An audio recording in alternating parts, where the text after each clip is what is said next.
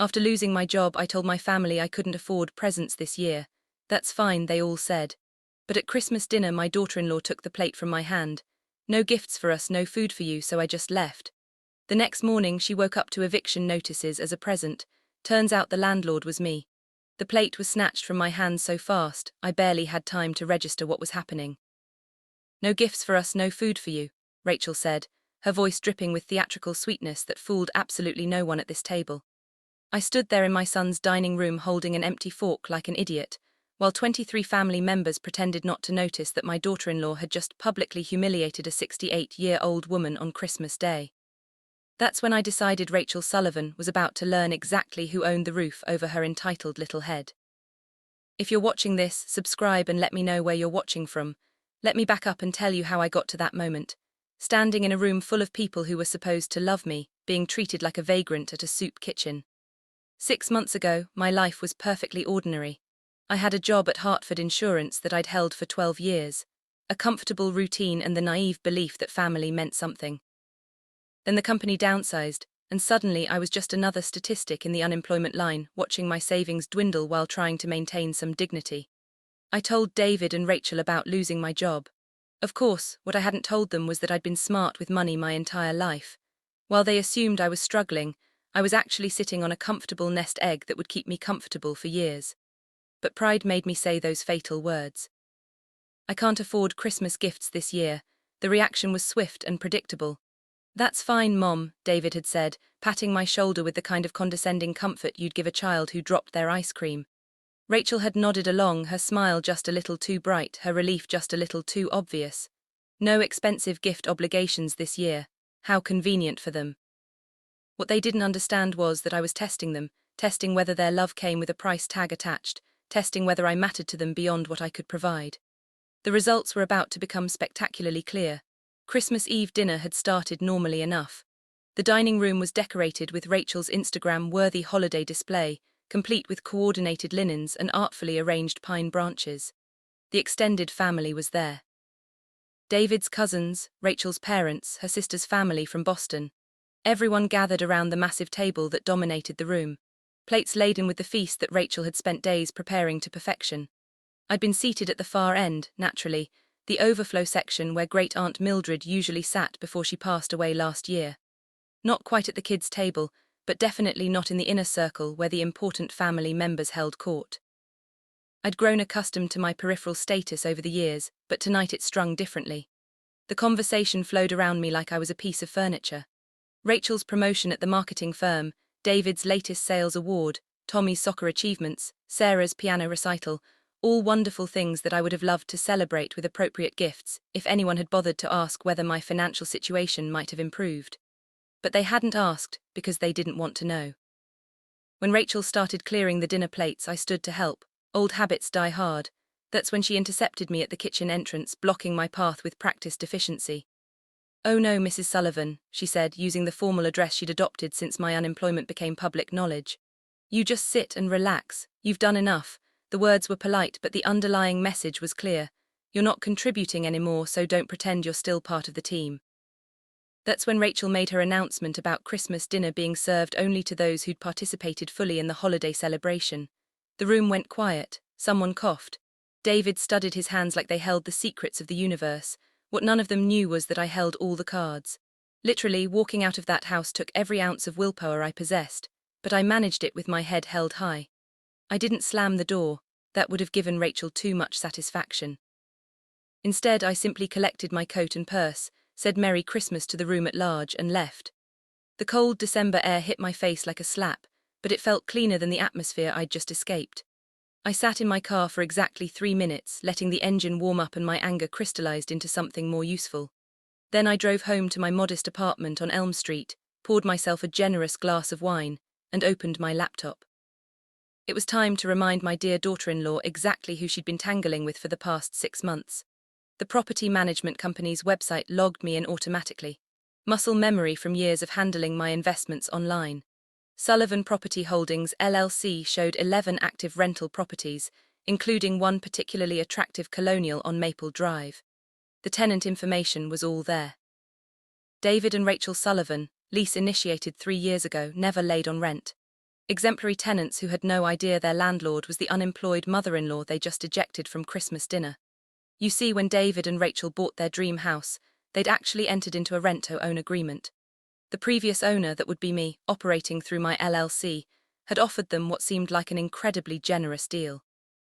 Low monthly payments, immaculate property maintenance, and a landlord who never bothered them with inspections or demands. They thought they'd hit the real estate lottery.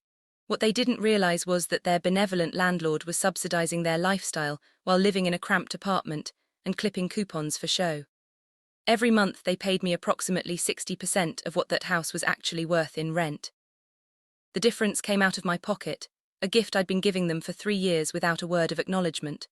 The irony was delicious.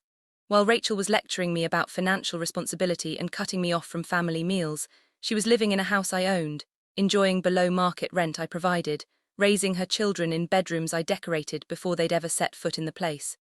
I'd purchased the house specifically for them.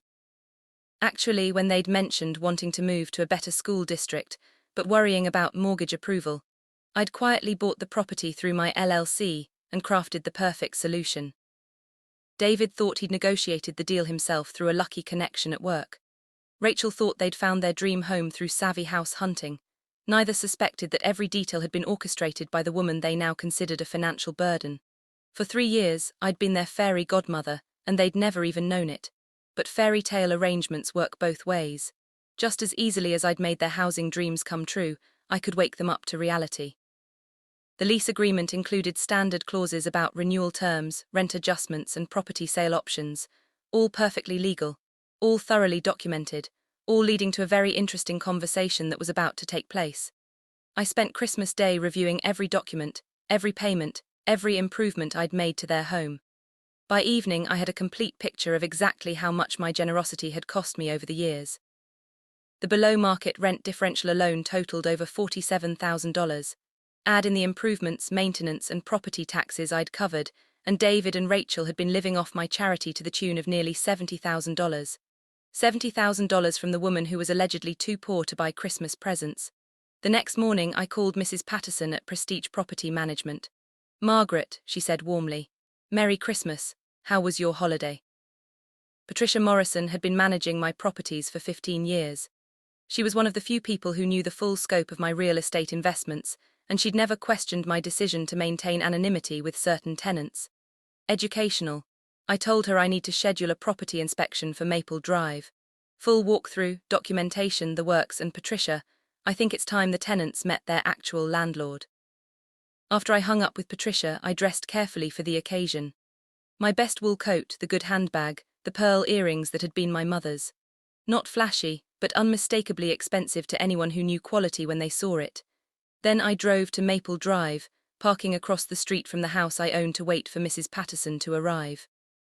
Patricia's car pulled up precisely at 2:00, punctual as always. She emerged, carrying her official clipboard and wearing her professional smile every inch the competent property manager.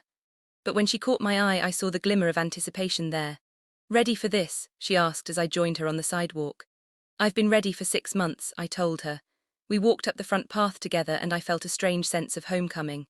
Patricia rang the doorbell and we waited. The door opened and David's face appeared, still wearing yesterday's stubble and looking like he'd rather be anywhere else. His expression shifted from mild annoyance to confusion as he recognized me standing behind the property manager. "Mom, what are you doing here?" Patricia stepped forward smoothly. "Mr. Sullivan, I'm Patricia Morrison from Prestige Property Management. We scheduled a routine property inspection for this afternoon. This is Margaret Sullivan, the property owner." The color drained from David's face as the words sank in, but the real shock was yet to come. The moment David processed Patricia's words, I watched 42 years of my son's assumptions crumble in real time. He stood in the doorway, mouth slightly open, looking between Patricia and me like we were speaking a foreign language. "Property owner," he repeated slowly. "There must be some mistake. My mother doesn't own property, she can't even afford Christmas gifts." Patricia consulted her clipboard with professional efficiency. "According to our records, Sullivan Property Holdings LLC has owned this property since October 2021. Margaret Sullivan is the sole proprietor of that company." She handed him a business card. "Perhaps we could continue this conversation inside. These inspections typically take about an hour." David stepped back automatically, and we entered what I'd always considered one of my favorite rooms. The foyer with its warm cream walls and cherry hardwood floors looked exactly as I'd envisioned when I'd overseen the renovation before their move-in. "Rachel," David called, his voice strained. "Can you come here for a minute?" She appeared from the kitchen wearing yoga pants and an oversized sweater, her hair in a messy bun that somehow looked deliberately styled. When she saw Patricia and me, her expression shifted from casual annoyance to weary concern. "What's going on?" "This is Patricia Morrison from the property management company," David said carefully. And apparently he trailed off, clearly struggling with how to phrase what he just learned. "Your landlord," I finished calmly. "I own this house, Rachel. I've owned it since before you moved in." The silence that followed was so complete, I could hear the grandfather clock ticking in the living room. Rachel's face went through several interesting color changes before settling on a pale shade that matched the winter sky outside. "That's impossible," she said finally. "You live in that tiny apartment, you lost your job, you couldn't afford Christmas presents." Each statement sounded less certain than the last, as if she were trying to convince herself rather than me. I unbuttoned my coat and draped it over the antique chair by the front door, the chair I'd selected specifically for that spot. "I live in a modest apartment because I chose to. I told you I couldn't afford gifts because I wanted to see what that information would mean to you. As for losing my job," I shrugged. "That part was true. Hartford Insurance downsized and I was part of the reduction. But Rachel, dear, I haven't needed a job to survive in over 20 years. Patricia was documenting everything on her tablet, taking photos of each room as we spoke. It was a legitimate inspection, but I knew she was also creating a record of this conversation for legal purposes. "I don't understand," David said, and for the first time in months he sounded like my son instead of a stranger making polite conversation. "Why didn't you tell us? Why let us think?" "Think what?" I asked gently. "That you were independent adults making your own way in the world, that you'd worked hard to find this beautiful home and negotiate this generous lease agreement. That your success was entirely your own doing." I walked into the living room knotting the new throw pillows on the sofa, the ones that perfectly complemented the paint colors I'd chosen. I thought those were lovely illusions to maintain. Rachel followed us, her movements sharp and agitated. "This is crazy. You've been lying to us for years." "Have I?" I turned to face her directly. "When did I lie, Rachel? When you assumed I was struggling financially and I didn't correct you. When you decided I wasn't worth including in family decisions and I didn't argue. When you treated me like a burden and I accepted that role. I kept my voice level, conversational. I believe what you're experiencing is the difference between deception and simply not volunteering information that was never requested." David sank into his favorite armchair. "Jesus, Mom. All this time we've been paying rent to you, living in your house, and yesterday he couldn't finish the sentence. Yesterday you decided that a woman who wasn't providing sufficient financial value to your family didn't deserve Christmas dinner." I completed. That was illuminating. We moved through the house systematically. The formal dining room where yesterday's humiliation had occurred, the family room with its built-in entertainment center and gas fireplace. Every detail had been chosen with care, designed to create the perfect family home for my son and his children. As we climbed the stairs to the second floor, David finally found his voice again. "Mom, I need to ask you something, and I need you to tell me the truth." "I've always told you the truth, David. You just haven't always asked the right questions. Are we in trouble? Are you going to—" He paused, clearly struggling with concepts that had never occurred to him before. "Are you going to kick us out?" I stopped at the top of the stairs and turned to look at him. My son, my only child, who had stood silently yesterday while his wife humiliated me in front of our entire extended family. "That depends," I said calmly, "on what happens next." And that's when Rachel made the mistake that would determine everything that followed. "You can't just come in here and threaten us," she said, her voice rising with indignation. "We have rights, we've been model tenants, we've never missed a payment, never caused problems. You can't evict us just because you're angry about Christmas dinner." I smiled at her, the same polite smile I'd worn for years while she'd slowly erased me from her family's life. "Oh, Rachel, you still don't understand, do you?" "What don't I understand?" "You don't understand that good tenants don't usually exclude their landlords from family gatherings. The master bedroom had always been my favorite room in the house. I'd spent weeks selecting the perfect paint color, a warm gray that shifted between silver and sage depending on the light. Standing there now, watching Rachel realize that her sanctuary had been designed by the woman she'd been systematically humiliating, I felt a deep satisfaction that had nothing to do with revenge and everything to do with truth. The ceiling fan was a special order, I mentioned casually as Patricia photographed the room. Took 6 weeks to arrive, but I thought the antique bronze finish would complement the warm undertones in the wall color. Rachel's face had gone from pale to flushed and back to pale again. She stood rigidly beside the king-sized bed, another housewarming gift from their generous landlord, watching me catalogue improvements she'd been living with for 3 years without knowing their source. David sat heavily on the edge of the bed, his head in his hands. "How long have you been planning this?" he asked without looking up. "Planning what?" I asked, genuinely curious about his perspective. "This revelation, this moment. How long have you been waiting to drop this bomb on us?"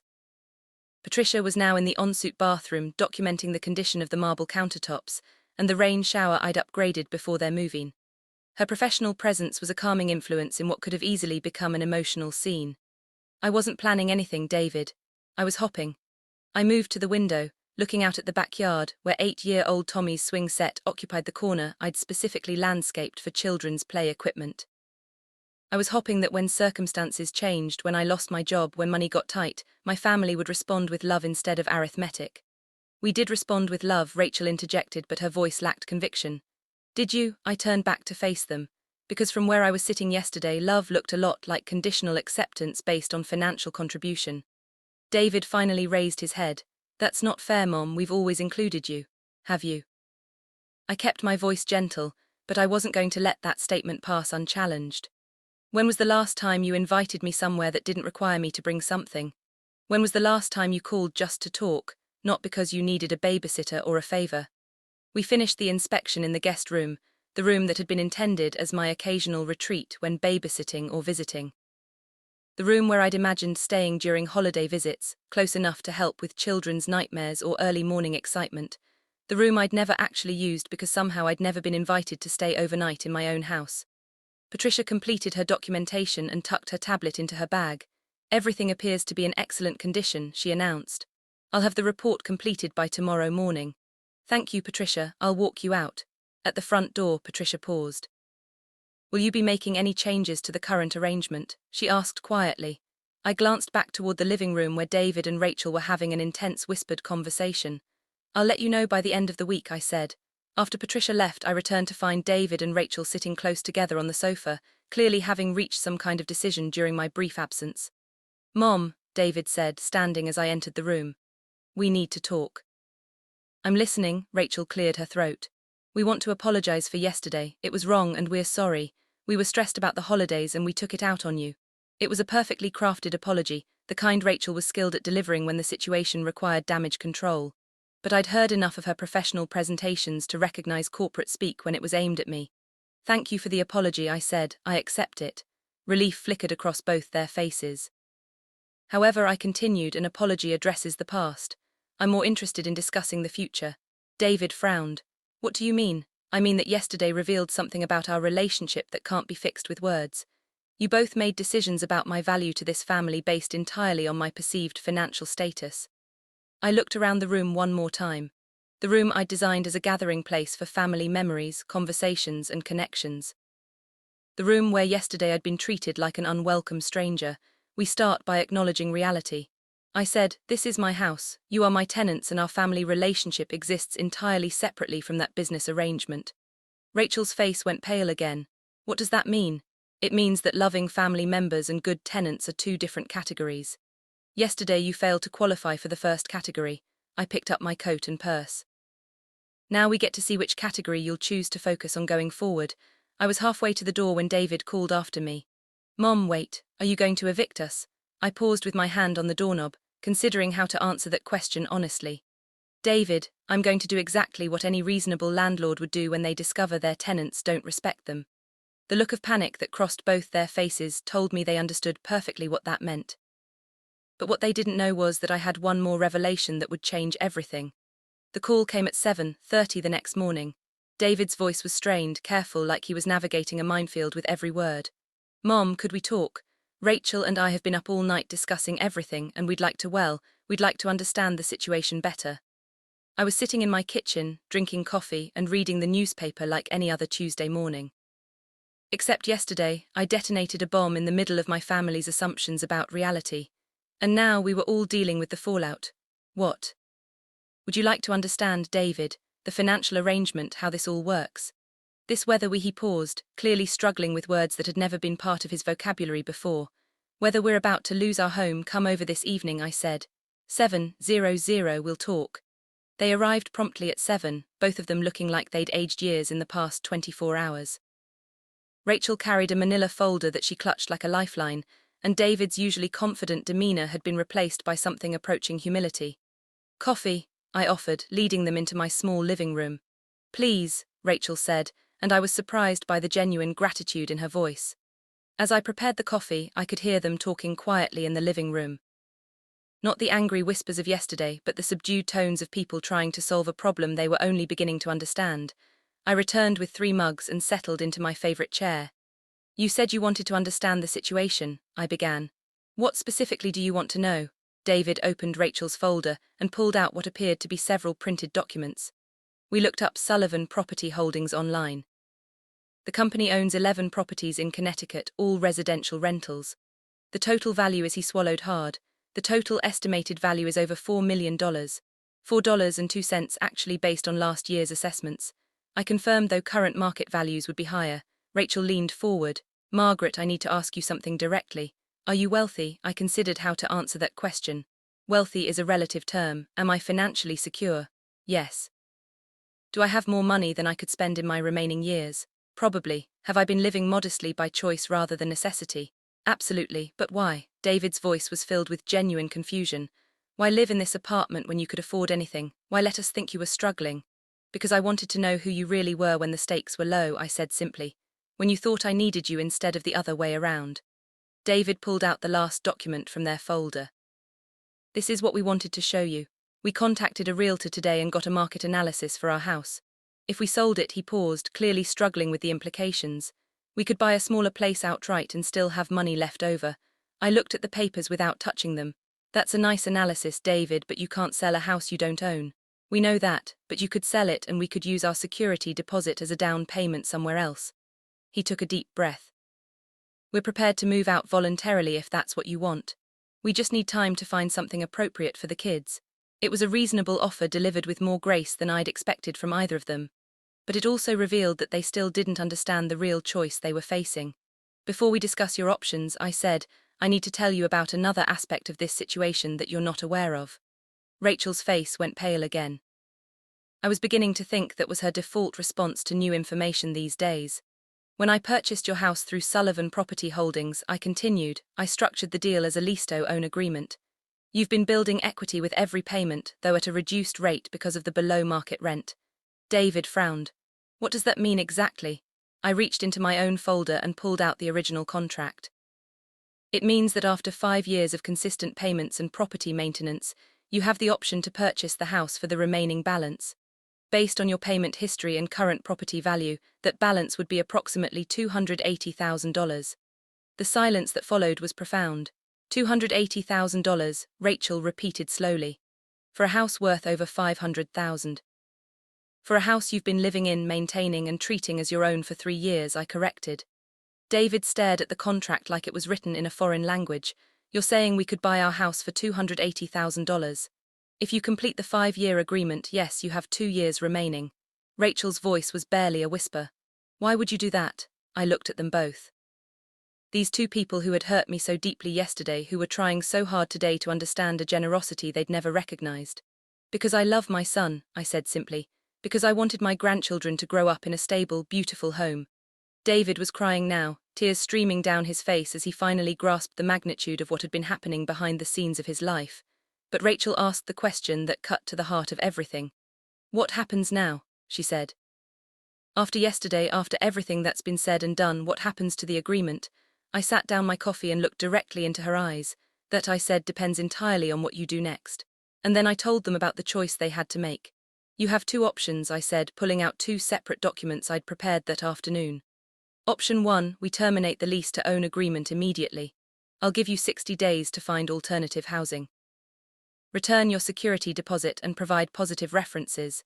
You'll walk away with clean credit and enough time to find something suitable for your family." David wiped his eyes with his sleeve, struggling to focus on the practical details. "And option 2, we renegotiate the agreement based on a new understanding of our relationship. You continue living in the house, building equity toward eventual ownership, but under different terms." Rachel leaned forward. "What kind of different terms?" I opened the second document and set it on the coffee table between us. Market rate rent effective immediately. No more subsidies, no more hidden gifts. You pay what the house is actually worth, and you earn the purchase option through your own efforts rather than my generosity. The numbers on the page made Rachel gasp audibly. Market rate for their house was $3,400 per month, nearly double what they'd been paying. That's impossible, David said, scanning the figures. We can't afford that. My salary, Rachel's income, the kids' expenses. He trailed off, clearly running calculations in his head. Then you choose option 1, I said calmly. There's no shame in that choice. You've been living above your means with my help, and now you'll find something within your actual budget. Rachel was studying the document intently, her marketing mind clearly working through possibilities. What about the equity we've already built? Do we lose that if we leave? No. If you choose to leave, I'll purchase your equity position for fair market value. Based on your payment history and current property values, that would be approximately $47,000. David slumped back in his chair. So, either we leave and downsize significantly, or we stay and struggle to make payments we can barely afford. Those are the financial realities, I confirmed. But there's a third element to both options that has nothing to do with money. They both looked at me expectantly. If you choose to stay, if you choose to pay market rate and work toward earning this house on your own merits, then we also rebuild our family relationship from the ground up. No more casual dismissals. No more conditional acceptance based on what I can provide. Rachel's voice was barely audible. What would that look like? It would look like respect, I said simply. It would look like including me in family decisions that affect me. It would look like acknowledging that I'm Tommy and 6-year-old Sarah's grandmother, regardless of my employment status or gift-giving capacity. David was crying again. But this time I thought the tears might be more about understanding than self-pity. Mom, I never realized, I never saw how we were treating you. I know you didn't, I said gently. That's what made it so painful. It wasn't malicious, it was worse than that, it was indifferent. Rachel sat down the contract and looked at me directly. If we choose option 2, if we stay and pay market rate, how do we prove to you that we can do better? It was a fair question and I appreciated that she was asking it. We start with small things, I said. Sunday dinners that I'm invited to because you want my company, not because you need a babysitter. Holiday celebrations where my presence matters more than my presence. David nodded slowly. And if we mess up, if we fall back into old patterns, then we address it directly instead of letting resentment build for years. I said, I take responsibility for my part in this too, David.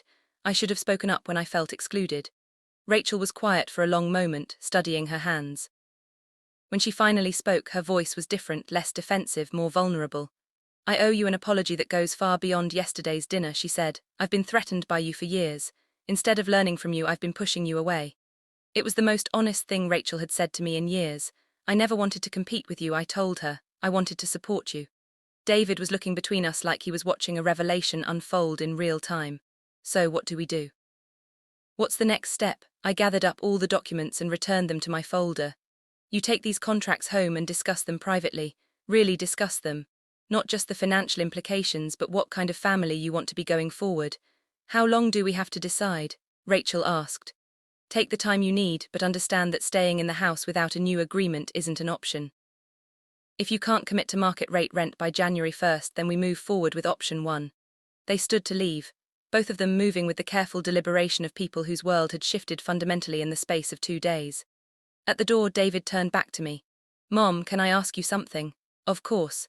If we choose to leave, if we decide we can't afford to stay, will you still be our family? Will you still be part of Tommy and Sarah's lives? The question broke my heart a little because it revealed how completely he'd misunderstood the stakes of this situation. David, I said gently, my love for you and your children has never been contingent on where you live or how much rent you pay. What I've been fighting for isn't the right to be your landlord. I've been fighting for the right to be your mother. He nodded, tears threatening again, and they left. I sat in my quiet apartment afterward, thinking about the conversation and the choice they now faced. Part of me hoped they would choose to stay, to do the hard work of rebuilding our relationship while learning to stand on their own financially. What I knew for certain was that whatever they decided, it would be an honest decision based on truth rather than illusion. The next morning my phone rang at 8:00 sharp, but the voice on the other end wasn't David or Rachel. It was someone I never expected to hear from again. Mrs. Sullivan, this is Janet Crawford from Hartford Insurance. I'm calling about your severance package settlement. I nearly dropped the phone. Hartford Insurance had laid me off 6 months ago with a standard severance package that I'd already received. There shouldn't be any settlement to discuss.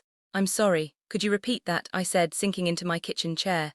The wrongful termination settlement, Mrs. Sullivan. The legal department has been trying to reach you for weeks. We have a substantial check waiting for you. My mind raced. I wasn't wrongfully terminated. The company downsized and I was part of the reduction. It was completely legitimate. Janet's voice took on a careful, professional tone.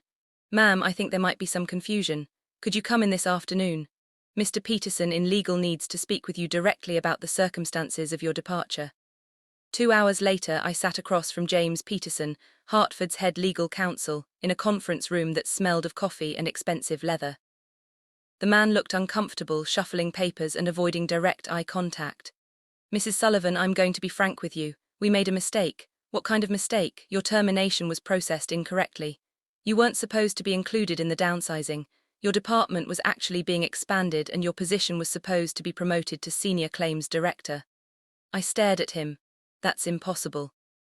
My supervisor, Linda Parker, told me specifically that my position was being eliminated. Peterson's expression grew even more uncomfortable. Miss Parker submitted falsified documentation about departmental restructuring. She recommended your termination to make room for her nephew's promotion. When our internal audit discovered the irregularities, we immediately began investigating. The room seemed to tilt slightly. Are you saying Linda got me fired to give my job to her nephew? I'm saying Ms. Parker has been terminated for employment fraud, and we're prepared to offer you a substantial settlement along with immediate reinstatement to your rightful position. He slid a document across the table. The settlement amount made my eyes widen. 6 figures, more than I'd made in 2 years of salary. There's also the matter of your rightful position, Peterson continued. The senior director role comes with a 40% salary increase and a signing bonus. If you're interested in returning, we can have you back to work by Monday. I looked at the papers, thinking about David and Rachel at home, agonizing over contracts and decisions about a future they thought hung in the balance. Thinking about how they'd spent 6 months treating me like a failure when I'd actually been the victim of fraud. I need to ask you something, Mr. Peterson. How long have you known about this situation? We discovered the irregularities 6 weeks ago. It's taken this long to complete our investigation and locate you for the settlement offer. 6 weeks. They'd known the truth for 6 weeks, while I'd been playing the role of the unemployed mother who couldn't afford Christmas gifts, while my own family had been treating me like a burden based on circumstances that were never real to begin with. The irony was so thick, I almost laughed out loud. I'll need some time to consider your offer, I said, gathering the papers. I drove home in a daze. The settlement papers on the passenger seat like evidence of some cosmic joke. Everything, the job loss, the financial testing, the dramatic revelations about property ownership, all of it had been built on a foundation that was crumbling, even as I'd been constructing my elaborate lessons about family loyalty. My phone buzzed with a text from David. Can we meet tomorrow morning? Rachel and I have made our decision. I stared at the message, thinking about the choice they'd been wrestling with, the financial calculations they'd been running, the soul-searching they'd been doing about what kind of family they wanted to be. All of it based on the premise that I was a woman who'd lost her job and needed to test their love to feel secure. But now I wasn't that woman anymore. Now I was a woman who'd been wrongfully terminated, who was being offered a substantial settlement and a better job than I'd ever had. A woman whose entire narrative about herself and her circumstances had just been rewritten by a lawyer in a conference room. I called David back instead of texting. "Hi, Mom," he said, and his voice was different, warmer, more open than it had been in months. "I know we're supposed to meet tomorrow, but I wanted you to know that Rachel and I talked all night. We've decided we want to stay in the house and pay market rate. We want to do this right." My heart should have soared at those words. This was what I'd been hoping for, a sign that they understood what needed to change, that they were willing to work for both the house and the relationship. Instead, I felt a crushing weight of guilt.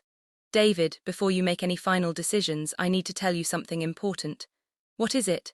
I looked at the settlement papers again at the dollar amount that would change everything. "Can you and Rachel come over tonight instead of tomorrow? There's been a development that affects everything we discussed." "What kind of development?" "The kind that changes the entire story," I said quietly. 2 hours later, David and Rachel sat in my living room again, but this time the energy was completely different. They'd arrived holding hands, presenting a united front, ready to take responsibility for their mistakes and work toward a better relationship. I was about to shatter that resolve with a truth that made everything more complicated. I got a call from Hartford Insurance today. I began and told them everything. When I finished, the silence was absolute. "So you never actually lost your job permanently," David said slowly. "You were illegally fired by someone who wanted to steal your position, And now they're offering you your job back with a promotion and a settlement, Rachel added, clearly struggling with the numbers. Yes, so the financial testing, the property revelations, all of it, David trailed off. All of it was based on circumstances that weren't real. I finished. I've been playing the role of someone who lost her job and needed to test your loyalty when the truth is I was a victim of workplace fraud the whole time. But as I looked at their faces at the hope and confusion and determination there, I realized we still had one more choice to make. And this time it would be based on who we really were, not who we thought we had to be. The next morning brought another phone call that changed everything again. This time it was Patricia from Prestige Property Management, and her voice carried an urgency I'd never heard before. Margaret, we have a problem. The Hendersons next door to your Maple Drive property called this morning. There was a break-in last night, and they're concerned about suspicious activity around your house. I sat up straighter in bed. What kind of break-in? Someone forced entry through the back door. The police were called, but by the time they arrived, whoever it was had gone. Nothing appears to be missing, but there are signs someone was searching through papers in David's home office. My blood ran cold. Are David and Rachel okay? The children, they weren't home. According to the neighbors, they left yesterday evening and haven't returned. I tried calling David's number, but it goes straight to voicemail. I was already reaching for my clothes. I'll be there in 20 minutes. The drive to Maple Drive felt like an eternity. 2 police cars were parked in the driveway when I arrived. I identified myself to the officer at the door as the property owner and was escorted inside to survey the damage. The back door frame was splintered where someone had forced it open.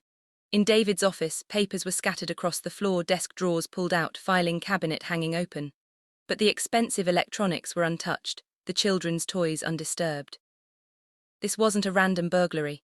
Detective Morrison, a tired-looking woman in her 40s, showed me through the scene.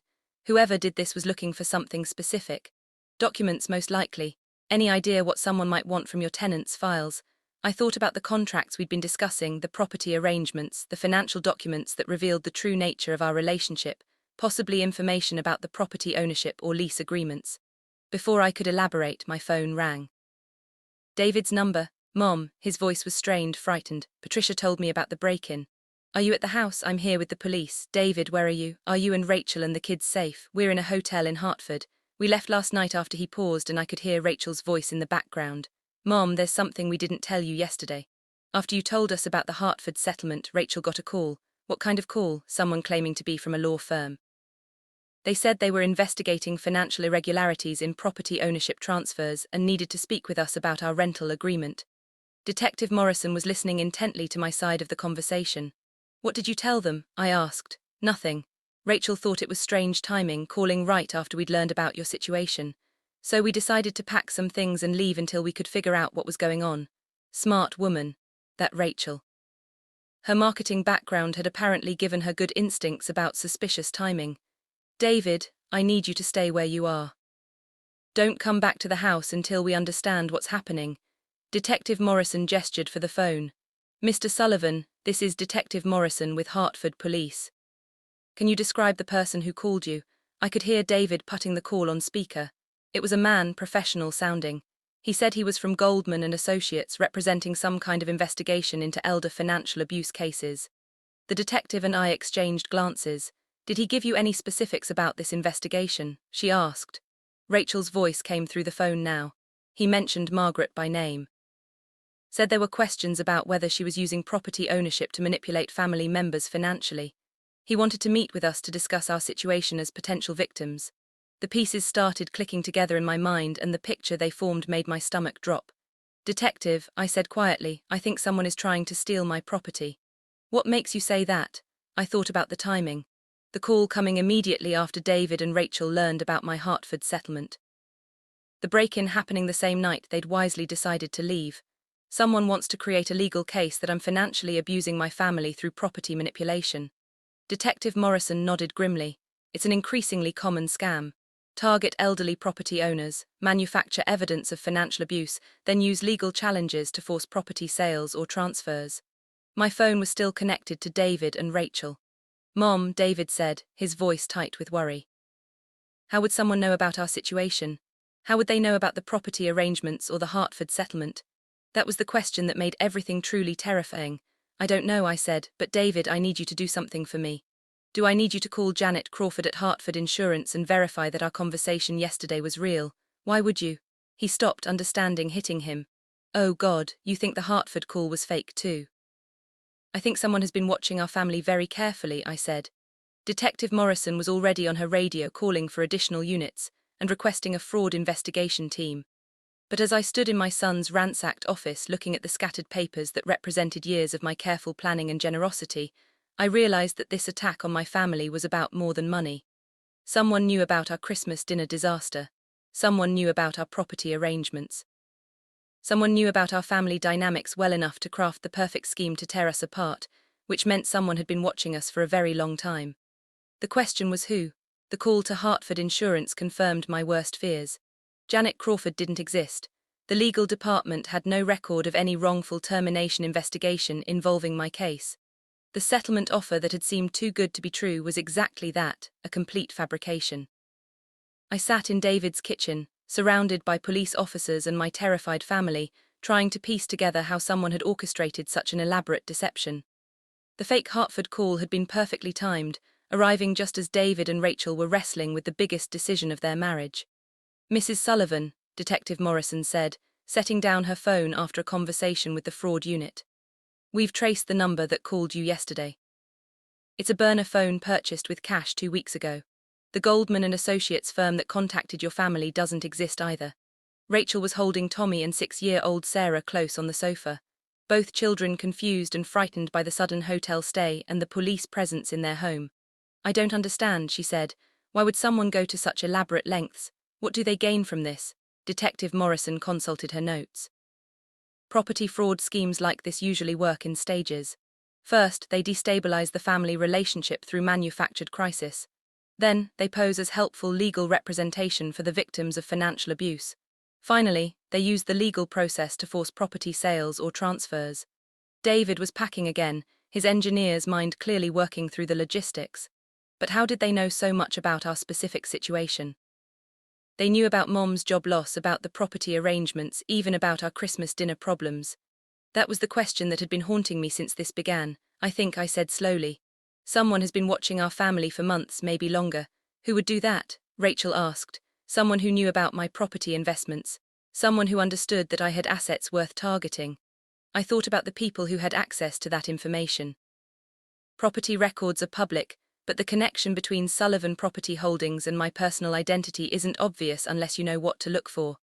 Detective Morrison was making notes. Who knows about your business arrangements, Mrs. Sullivan? My attorney, my accountant, the property management company. I paused, thinking. And anyone who might have accessed my personal files during employment at Hartford Insurance. The room went quiet as the implications sank in. Linda Parker, David said quietly. The supervisor who got you fired, she would have had access to your personal information, your emergency contacts, maybe even your financial records from your employment file. Detective Morrison looked up from her notepad. Tell me about this Linda Parker. I explained the employment fraud, the wrongful termination, Linda's nephew getting promoted to my position. As I spoke, I could see the detective's expression growing more serious. Mrs. Sullivan, I need to make some calls. Based on what you're telling me, this Linda Parker sounds like she could be our primary suspect.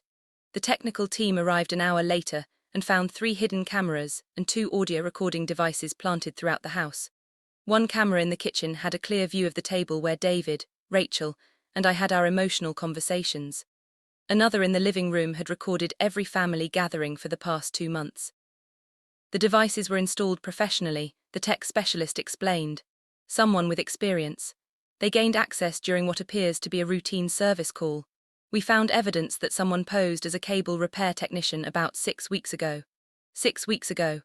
Right around the time Linda Parker would have realized her employment fraud was being investigated. She's been inside your family's digital life completely, the specialist continued, showing us a sophisticated keylogger program on David's computer. She knew about every financial transaction, every email, every Google search related to your situation. David stared at the screen in horror. She saw our bank statements, our savings account, our discussions about whether we could afford to stay in the house. She knew exactly how to calibrate her approach, I said grimly. She knew when to make the fake Hartford call for maximum impact. Detective Morrison finished another phone call and turned back to us. I have an update. Linda Parker disappeared 3 days ago, right around the time you had your property inspection. Her apartment is empty, her car is gone, and she never reported to her probation officer. Probation officer, Rachel asked. She was arrested for employment fraud 2 weeks ago but posted bail. She was supposed to remain in the area pending trial, but she's apparently decided to run. I thought about the elaborate deception, the psychological manipulation, the way Linda had used our own family dynamics against us. Detective, is she working alone? We don't think so. The level of sophistication suggests this is part of a larger operation. We're coordinating with FBI Financial Crimes Unit now. Tommy had been listening quietly from his position next to Sarah on the sofa. Now he looked up with the serious expression that reminded me so much of David at that age. "Grandma," he said, "does this mean the bad lady was lying about everything?" I knelt down beside him, thinking about how to explain this to an 8-year-old who'd been an innocent target of surveillance and manipulation. "Yes, Tommy, she was lying about everything. She wanted to trick our family into fighting with each other, but we're not fighting anymore, right?" I looked around the room at David, who was helping the police catalogue evidence, at Rachel, who was comforting Sarah at the home that had been violated but not destroyed. "No," I said, "we're not fighting anymore." That's when Detective Morrison's phone rang with the news that would change everything again. "We've located Linda Parker," Detective Morrison announced after hanging up her phone. "She's been arrested at a hotel in Boston along with 2 accomplices. They're bringing her back to Hartford for questioning."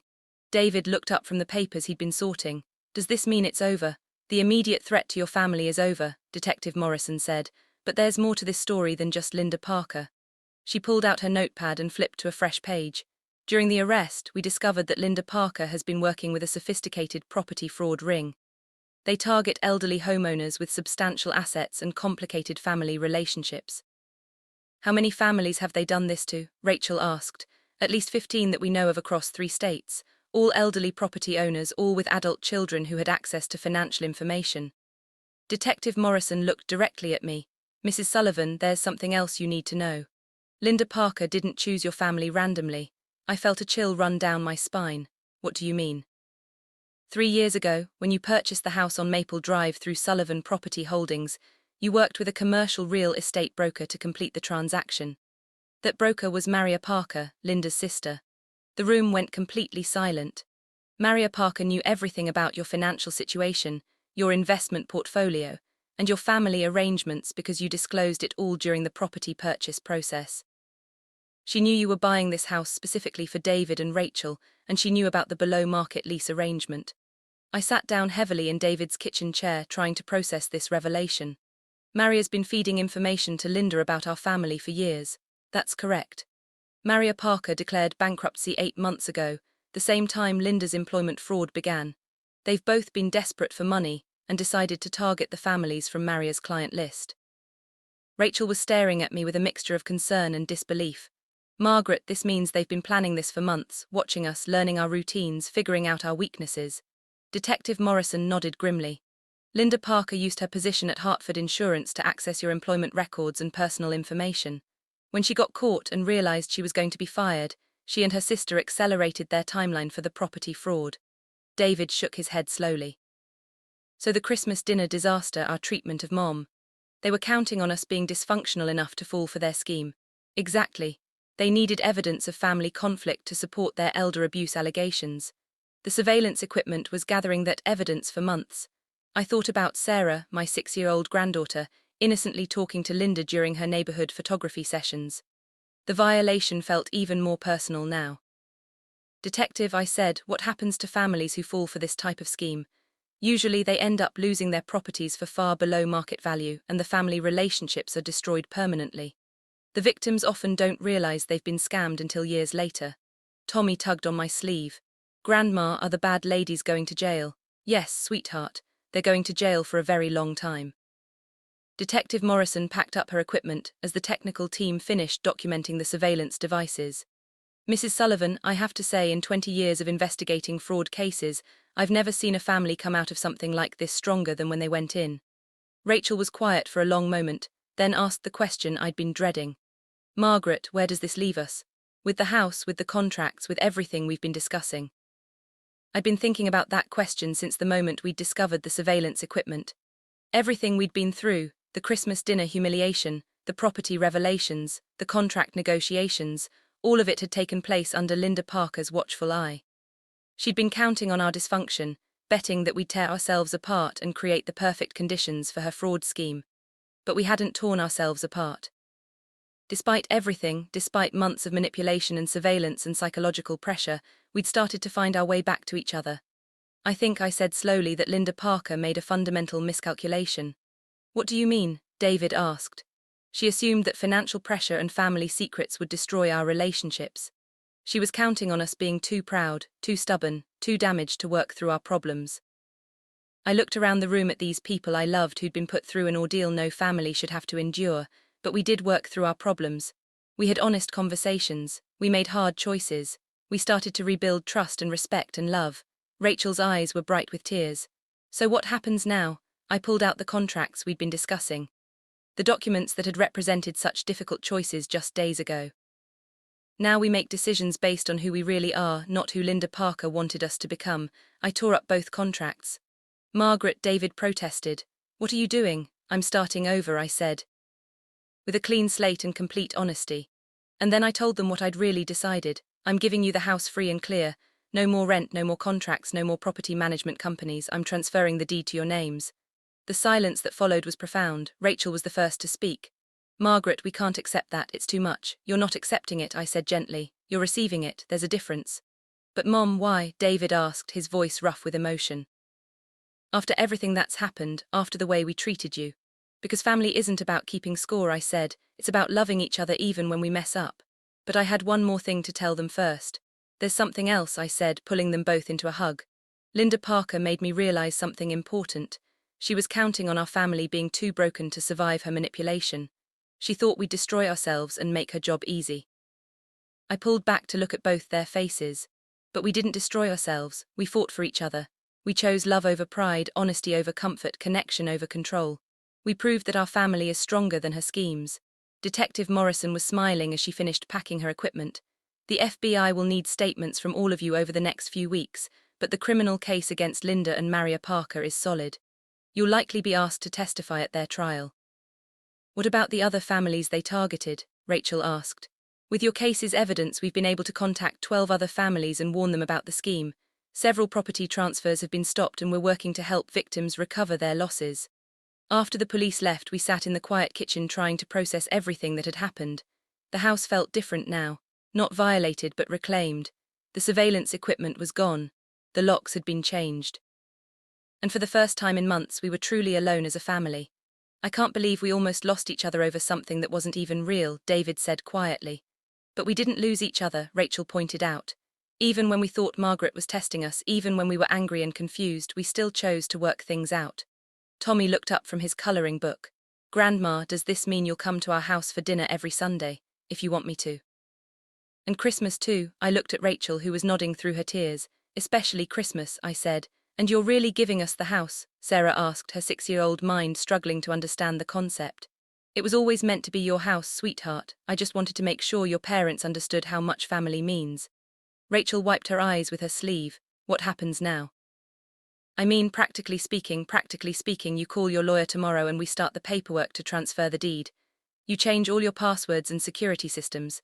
You install better locks and maybe a security camera system that you control. I paused thinking about the bigger picture and we start over as a family. No more hidden arrangements. No more testing. No more conditional love based on circumstances. We build something honest and strong and real. David was crying again, but this time they were tears of overwhelming gratitude rather than guilt or confusion. Mom, I need you to know something. Even before we found out about the fraud, even when we thought you were testing us, Rachel and I had decided we wanted to try harder. We wanted to be the family you deserved. And I need you to know something too. I said, even when I was angry, even when I felt excluded and unappreciated, I never stopped loving you. I never stopped hoping we could find our way back to each other. 6 months later, we gathered around the same dining room table where I'd been humiliated and excluded. But this time, I was sitting at the head of the table, carving the turkey I'd brought to share. Rachel had made her famous stuffing. David was managing the children's excitement about presents, and the house was filled with the sound of a family that had fought for each other and won. Linda and Maria Parker were serving federal sentences for organized fraud. The FBI had used our case as a model for identifying and prosecuting similar schemes across the country. 12 other families had been contacted and offered support in recovering their losses. But the real victory wasn't in the courtroom. It was here in this house with these people who'd learned that love isn't about what you can provide or receive. It's about showing up, paying attention, and choosing each other every single day.